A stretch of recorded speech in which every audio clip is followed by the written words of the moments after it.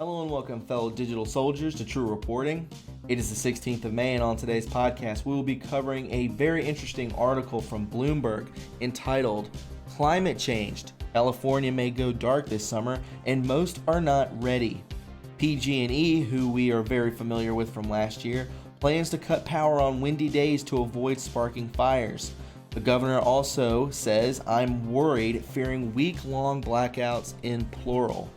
My friends, we are very familiar with PG&E and the direct energy weapon correlations and how houses were hit and missed. It was so purposely placed. Very interesting, to say the least. But before we get into this article, guys, would you please welcome my new sponsor, MyPatriotSupply.com.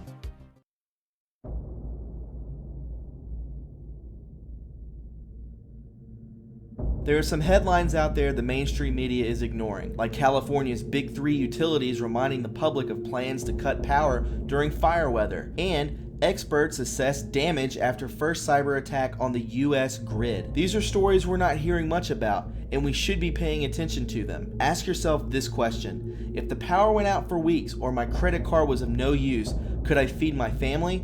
If the answer is no, it's time to act. I'm prepared and use My Patriot Supply for my emergency food supply, and you should too. Start with the 2-week emergency food kit. It includes breakfasts, lunches, and dinners, meals in resealable heavy-duty Mylar pouches, and it ships in 1 business day.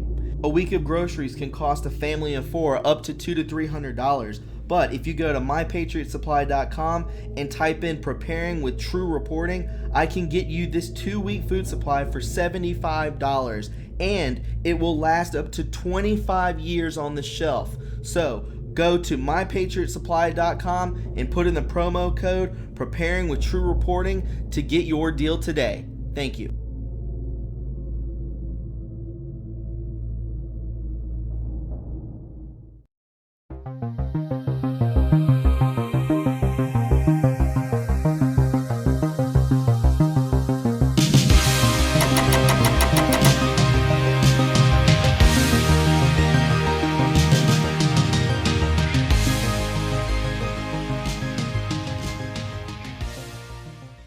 Alright guys, it's good to have you aboard. Let's go ahead and hop into it. This is True Reporting.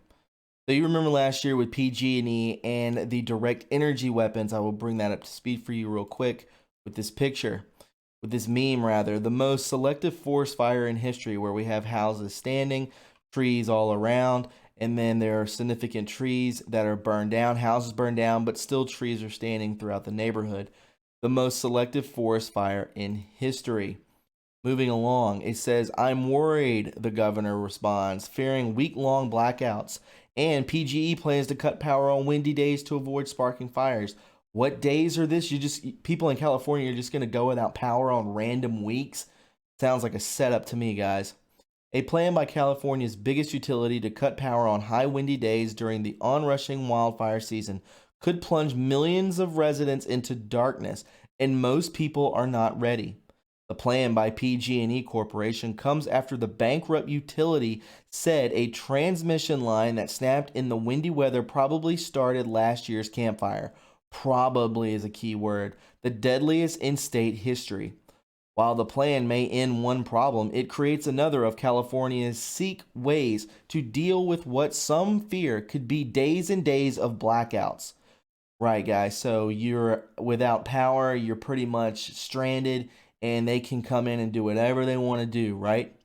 Some residents are turning to other power sources, a boon for home battery system marketings by Sunrun Incorporated, Tesla Incorporated, and Vivint Solar Incorporated, but the numbers of those systems in use are relatively small when compared with PG&E's 5.4 million customers.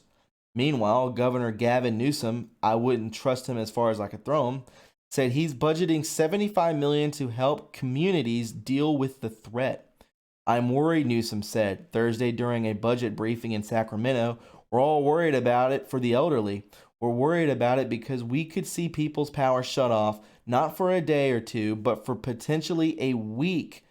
Yeah, and then they claim all these forest fires bring them so much money, right? That's what they do. This is how they get money. This is how they stay afloat. 6 of the 10 most destructive wildfires in California history have come in the last 18 months. killing 123 people and often shutting down large sections of the state electrical grid. We all remember when Trump was talking about how they need to clean up their forestry because he knows what's going on, guys. He's playing coy with them, but he exactly knows what's going on. The wildfire season usually starts around June and runs through December, exacerbated by strong winds that race through the state in dry conditions that turn brush and plants into tinder. PG&E has warned the city of Calistoga that it could cut service as many as 15 times this fire season, said Chris Canning, mayor of Napa Valley town, scarred by wildfires 2 years ago. But in an interview, the company's vice president of electric operation, Aaron Johnson, said the number will depend on how extreme the weather is.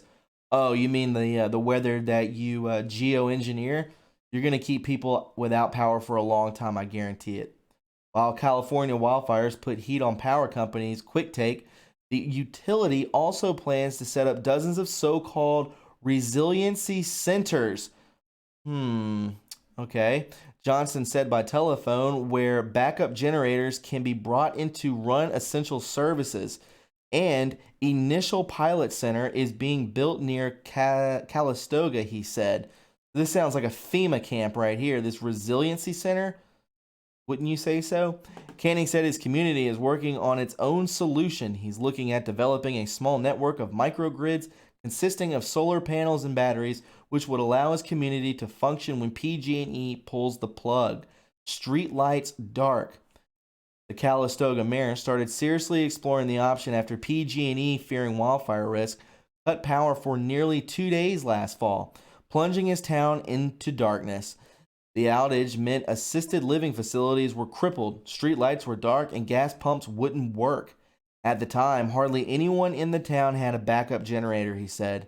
If this is the new normal, we have to accommodate for it, Canning said. The campfire in November, along with fires from the prior year, exposed PG&E to an estimated $30 billion or more in claims from blazes, hastening in January's bankruptcy. Since then, the utility giant has been under pressure to better ensure that its equipment won't spark fires. Earlier this year, PG&E said it would widen the scope of its power-off shutoffs to include high transmission power lines, potentially impacting nearly 10 times the number of customers compared to an earlier plan. The state, otherwise investor-owned utilities also have shutoff programs, but on a smaller scale than PG&E. Challenging program. It is very challenging, the program is, and not a decision that we take lightly given the safety risks that exist on either side, PG&E's Johnson said. It's also a part of a larger utility program designed to reduce the likelihood of wildfires, including stepped-up tree trimming, inspections, grid repairs, and hardening, he added. PG&E has been holding meetings and planning exercises with local and state officials as part of its preparations, Johnson said. The utility aims to give at least 2 days warning about a shutoff and has embarked on a public awareness campaign, including mailing letters to customers, and is working to identify vulnerable residents. It also will be working to get power restored in a day after a shutoff, though its customers could be out for as many as 5 days, according to Johnson.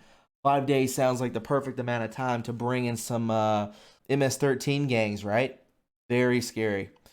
So, state regulators, meanwhile, have said they're developing shutoff notification guidelines for PG&E and all of the state's utilities, requiring them to coordinate with state and local agencies. They want PG&E to use shutoffs as a last resort.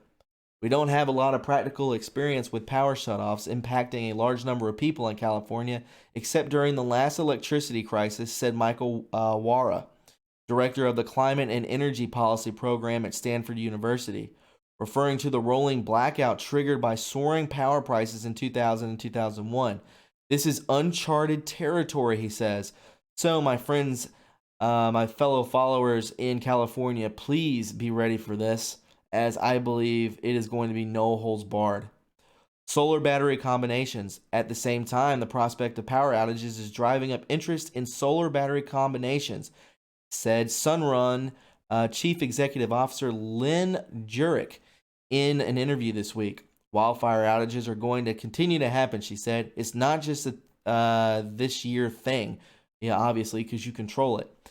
Melvin Hoagland is already sold. He lost power for 7 days at his home on the edge of Sonoma, California from the 2017 wildfires.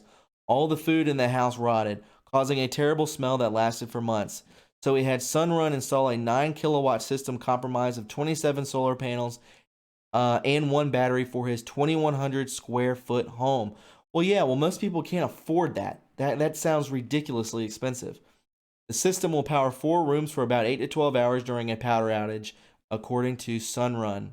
2016, less than 400 homeowners had a home battery system, according to Bloomberg. Almost 10,000 units were in place last year. The average cost about $16,400 with incentives. Expensive to drop almost $20,000 on one of these things. Hoagland said he opted for a zero-down 20-year home solar and battery service agreement. He's glad he did, given PG&E's blackout warnings. We were interested in becoming more independent, he said. It is a very insecure feeling when they're going to cut the power off. So, my friends, this is very serious, and I hope you take that to heart, especially my friends who live in California. Please be aware of what they may be trying to do to you, and maybe you should save up for a generator of some kind. My friends, if you found this informative and you enjoyed it, please subscribe to my channel. You can also follow me on Twitter at True Reporting. We're about to hit 11,000 followers, which is awesome.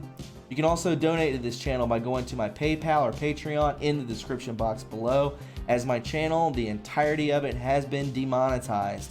So, any financial support is most appreciated. My friends, be kind and loving to one another, and I will be speaking with you very soon. Have a great night. Bye-bye.